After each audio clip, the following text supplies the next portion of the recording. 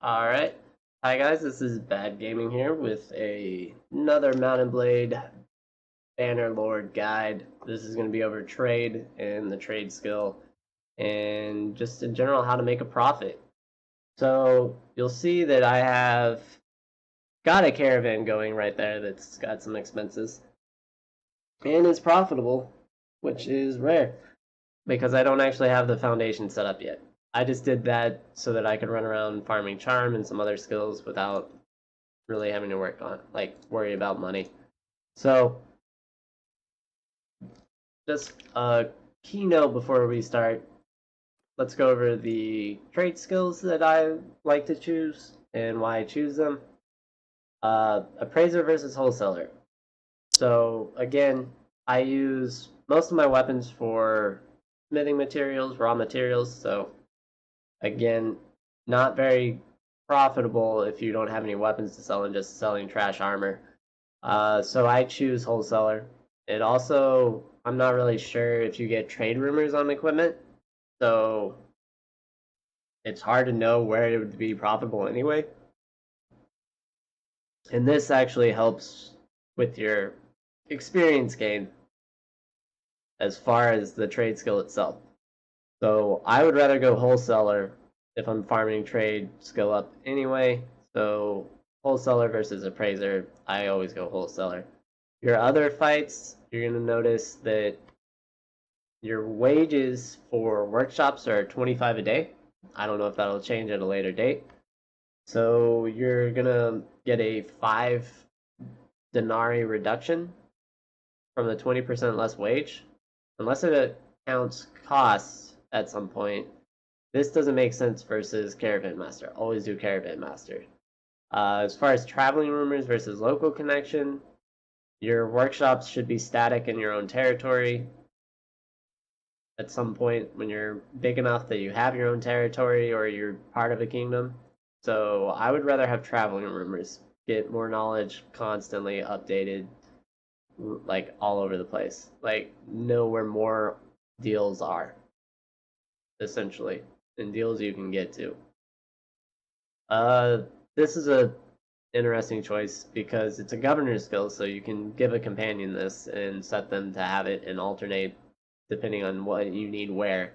But typically for myself, I would go villager party because you can't rely on your caravans to always be there, especially early on when you don't have very many, or so you're pretty much guaranteed to have 5 villages around a city that's coming in from other kingdoms that own castles near you, or your own castles in the area around a town. So you pretty much can get 50 denarii a week doing that versus I may see 1 or 2 or 3 caravans a week, maybe, depending on where I am. Like if you're positioned in the center of the map, you're going to see a lot of caravans. If you're on the edge, those towns don't get very many that often. Depends kind of how profitable that town is, but again, I really don't see it typically, and I haven't focused that much on building a town up so that I could see how profitable they can be. Every time I would get artisan community here, no doubt, your shops are pretty much always profitable.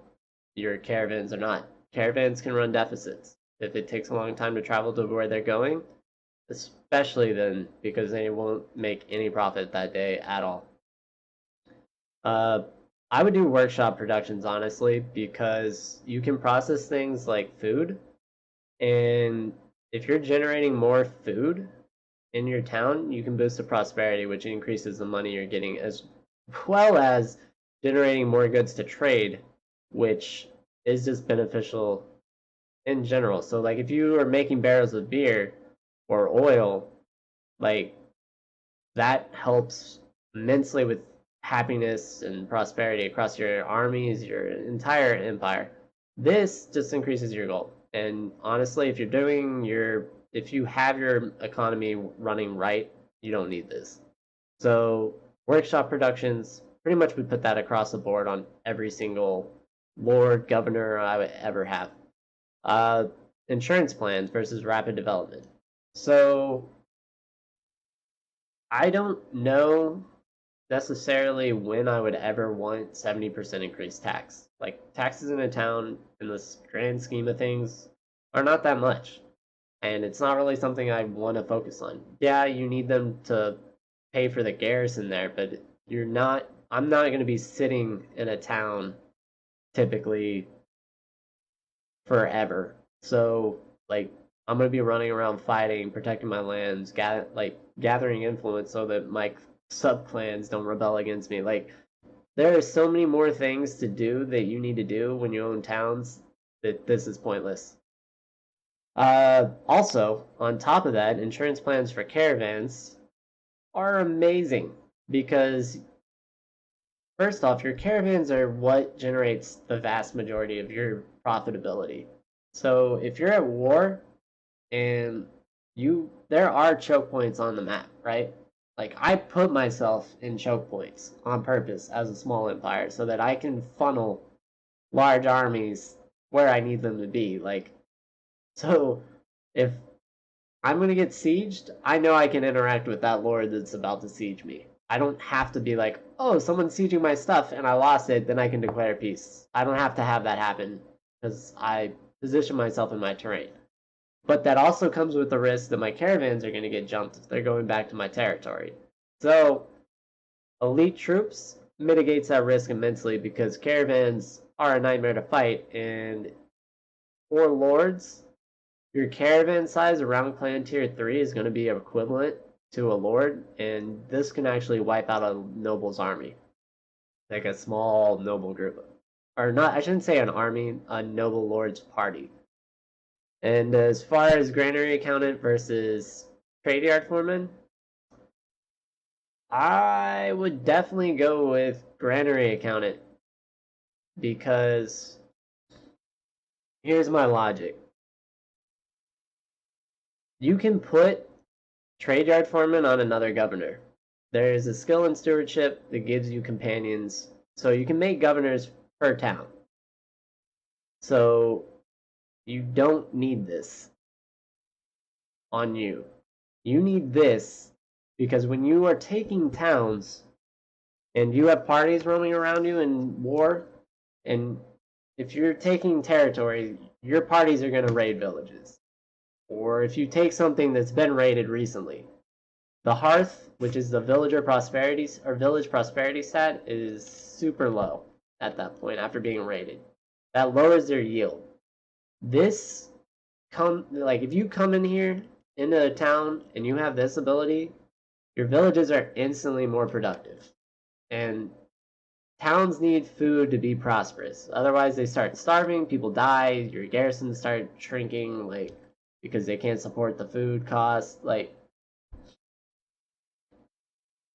granary accountant is something that you want on yourself and then you can flesh out later with trade yard foreman for other people.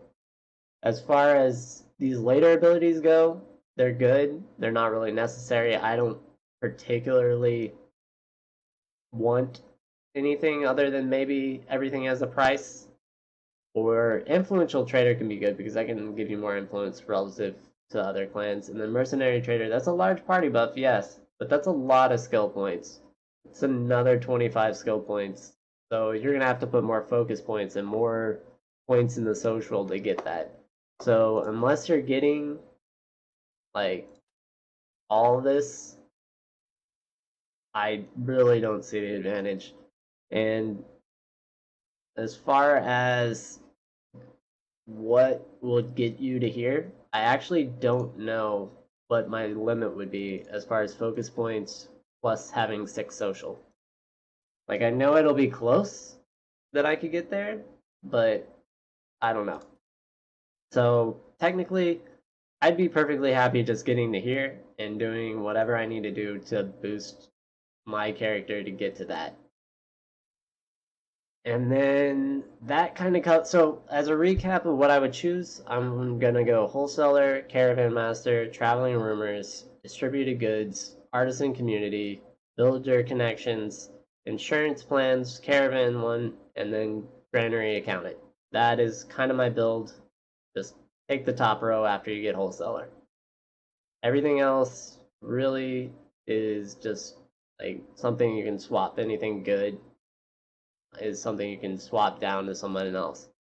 Like, I don't know why you'd ever take that, but you could. Anyway, that's kind of the overview of the skill itself and what I would choose. Uh, Now, going into actual trading of items here, because that's something we need to do too. You'll notice you have a bunch of stuff. You can sort this based on what you want to buy and sell. You can lock stuff so that you don't buy it when you like. So basically, you could buy all and just have these locked, and you'll never purchase these, or lock everything else and then buy food. I believe it'll buy everything though.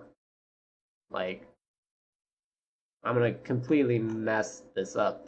But if I have it on all, right, I have all that stuff and I lock those, it's not gonna buy those.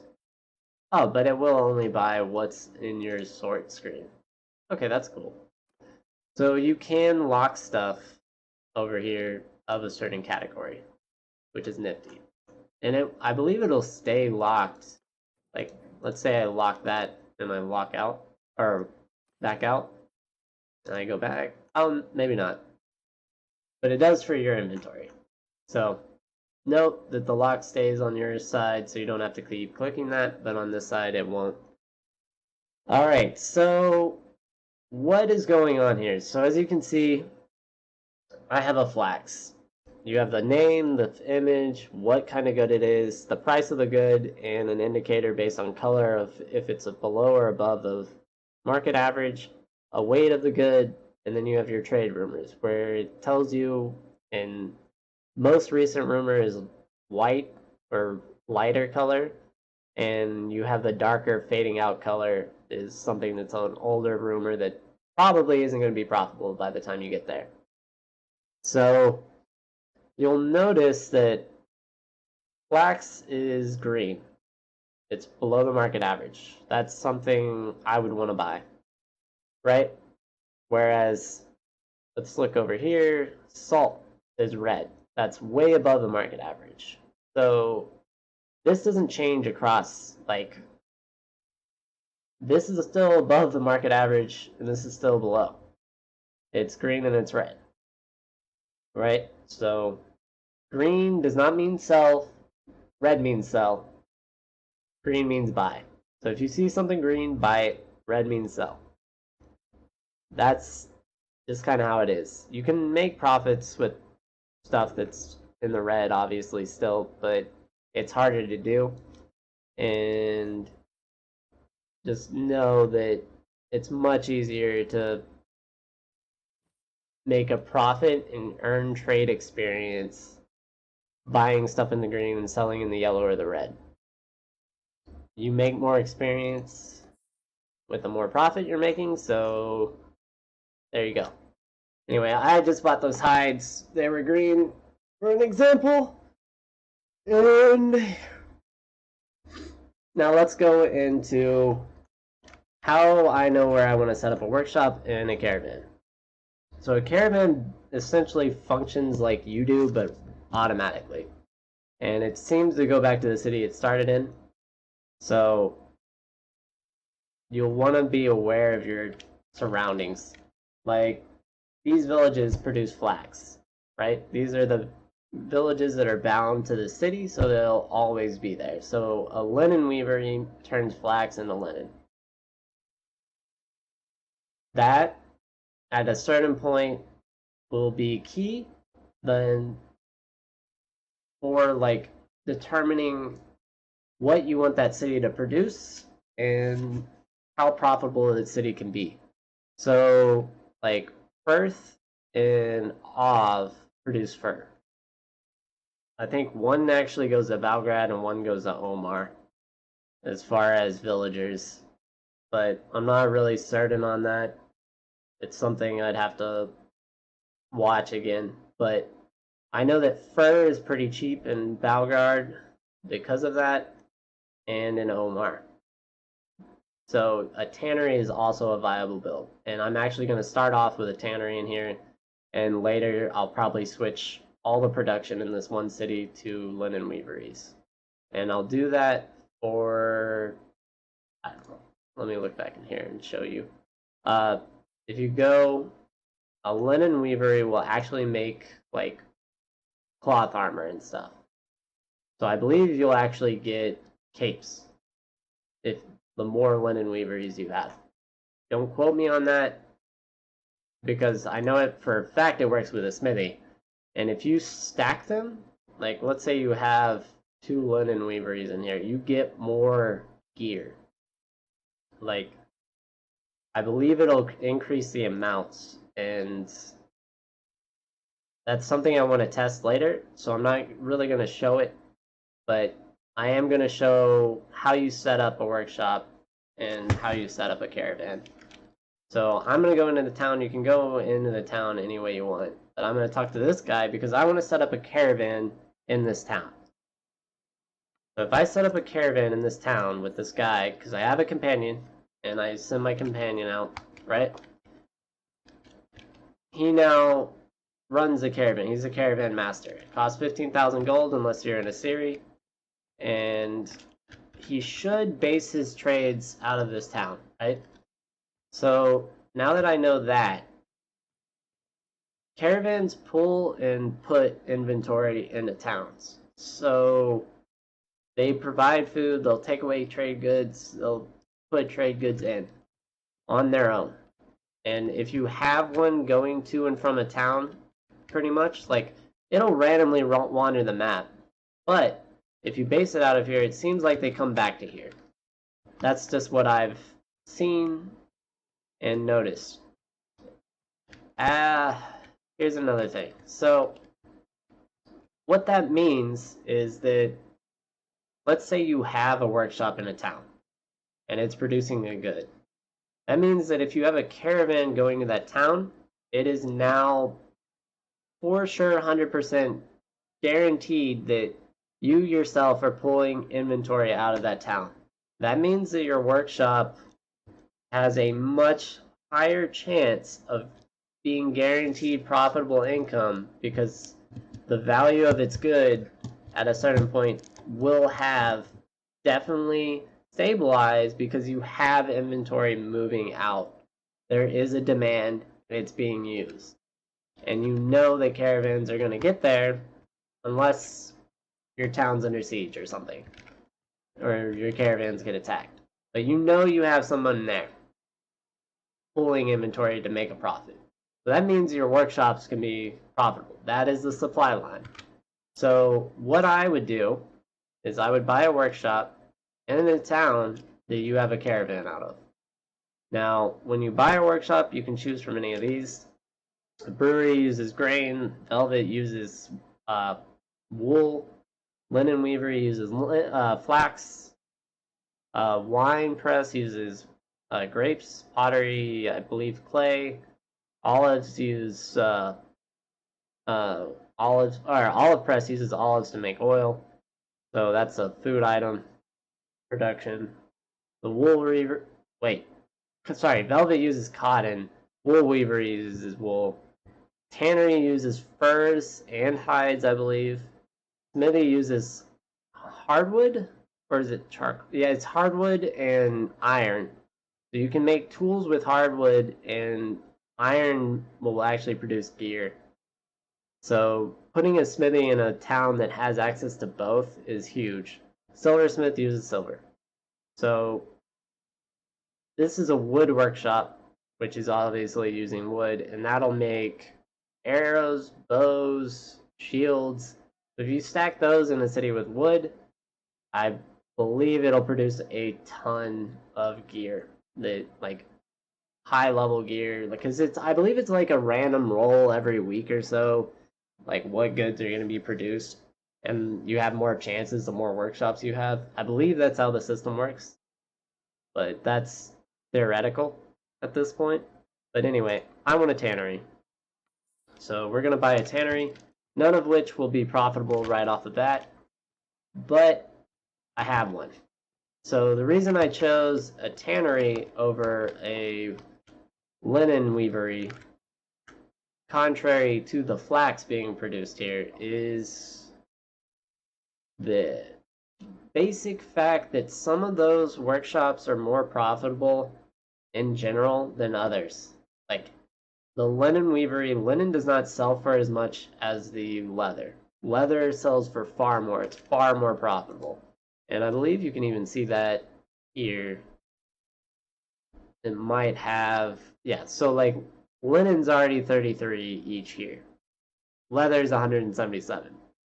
So there's a greater demand for leather than there is for linen, obviously. This means that caravans coming here will grab the linen and be profitable off the linen. But if I start making leather here, I'll start having more stuff that my caravans can trade, essentially. So make a note of that. That's a thing. So you want to build supply lines. That being said, right, it's worth it to build stuff that isn't as profitable if you stack them and you can get rare gear. And you have already started generating the money from your caravans and stuff in other towns. So at some point you do need to focus like flesh out your economy more, and you can do that in the clan page. You can actually change the production and sell workshops, so you can move these around to where you need them to be to gear out your team. So just be aware of that, and that's how that works. In this screen, you'll notice that the tannery profit will start increasing daily. It'll start growing slowly over time. The level doesn't actually change, or I've never seen it grow, but the capital value will increase or decrease based on profitability of the workshop itself. I'm actually at a deficit right now, so if I sold it, I'd lose money. I have seen it get equivalent and even higher than, oh, there's my caravan even going out, higher than like what I paid for it, which is nice. So again, going back to trade itself, the actual ability, you'll want to make sure you have a high enough inventory capacity if you're trading like I am. Like, there's two ways to do this. You can either have a bunch of units and scare away bandits and have high upkeep, or trade how I do, which is just being faster and having no upkeep other than paying bandits off so you can get away. So, for example, like I have these sea raiders. I'm going to just run into them like an idiot, right? Oh, maybe the looters will work. So the looters will do fine. So what I would do, typically, is I'll buy my way out. I'll just straight up buy my way out. This increases your charm skill, right? And now if it's looters, you can actually fight them. I'll auto-resolve just to get the quantity down. And if you have more companions, you can actually lower that more. But if you kill all these looters, right, you actually can get the money that you paid them, I think like 60% of it back. So you can farm your charm skill while farming gold and trading and just running around. So you can actually get your charm up, which helps you immensely. So I actually already have a wife because I was just testing out like what charm does to the how the charm stat affected the percentages of the dialogue options, and it didn't seem to change the actual, and like the values on the side didn't really move, but the, how do I say this, the, like I was getting a bonus for charm, like it greened the actual stat in the dialogue choices, whereas normally it's grayed out for me because I usually don't have charm skill up at all. So this is a way to boost, wow, a bunch of different skills all at once. And like, if you auto resolve and you get kills in auto resolve, you get tactic skill. So, and let's say you do win, like, you're obviously going to be outnumbered if you're using barter skills, right? So you can get tactics, charm, trade, farming, all all at once. As well as combat skills when you get stuck in fights like this. And then as well as renown, because you're going to get renown for resolving those. Or just winning them. But as you can see, I plundered back some of the gold. And you have to kill them all, though. Like, there can be no one who escapes. Otherwise, you'll miss out on larger percentages of what you spent. Actually, where do I want to go? A Bertha. What? Shell. I guess it's the sun, maybe? Maybe that's a sun? Yep. What a name. Alright. I have my first kid. So, at some point that'll probably be a ruler in my clan. Or at least another companion. But, so, you'll notice that hides are now red there, so that I can sell them.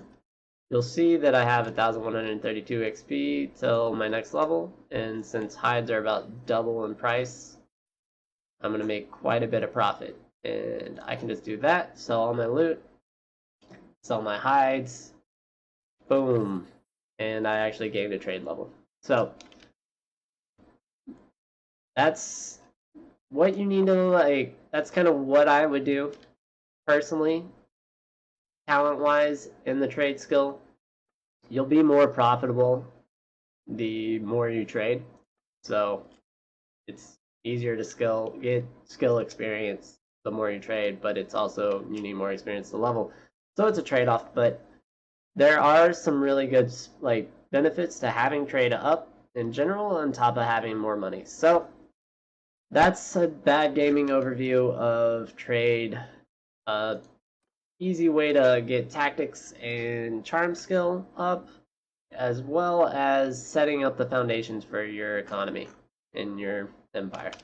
Anyway, thanks for watching, and stay wealthy, guys.